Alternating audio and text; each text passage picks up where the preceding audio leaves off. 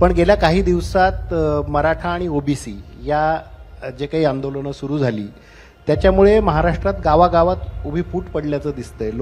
जे लोक एका ताटात जेवायचे, मित्र म्हणून एकत्र फिरायचे, त्यांच्यामध्ये आता वादविवाद होताना दिसत आहेत. वाटत असेल त्याच्यासाठी काय करायचं नेमकं ठरवलंय? माझं देखील मत एवढंच आहे की जी काही आंदोलन मराठा समाजाचं चाललं किंवा त्याला काउंटर आंदोलन ओबीसीचं चाललं, याचा पॉलिटिकल फॉलोआउट काही नाही. मी तुम्हाला अगदी स्पष्टपणे सांगतो की देशभरामध्ये अशा प्रकारच्या आंदोलनामुळे निवडणुकीवर त्याचा परिणाम झालाय असं कधीच मला पाहायला मिळालं. अगदी मंडल आयोगापासून तर कालपर्यंत आपण कुठल्याही राज्याची निवडणूक बघा, त्या राज्याच्या निवडणुकीत आरक्षण दिलं नाही दिलं म्हणून काही कोणी खूप मोठ्या प्रमाणात निवडून आलं नाही दिलं म्हणून कोणी खूप मोठ्या प्रमाणात पडलं असंही नाही. त्यामुळे याच्याकडे पॉलिटिकल अँगलने मला बघायचं नाही.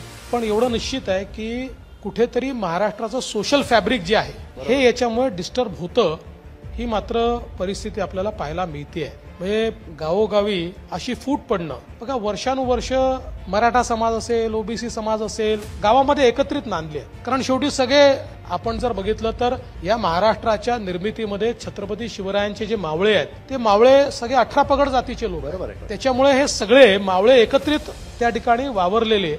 पण आज कुठेतरी प्रत्येकाला एकमेकाची जात माहिती करून घ्यायची आहे किंवा एकमेकाकडे जातीच्या चष्म्यात न पाहायचं आहे, ही महाराष्ट्राकरता दुर्दैवाची अवस्था आहे.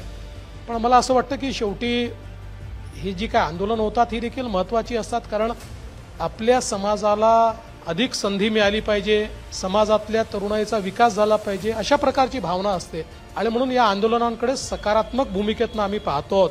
आम्ही हा निर्णय केला आहे, मराठा समाजाला आम्ही आरक्षण देणारच आहोत. आणि ते आरक्षण देताना कुठेही ओबीसी समाजावर अन्याय होईल असा निर्णय आम्ही करणार नाही. ओबीसी समाजाला पूर्ण प्रोटेक्ट करून आम्ही मराठा समाजाच्या ज्या अडचणी आहेत त्या दूर करू.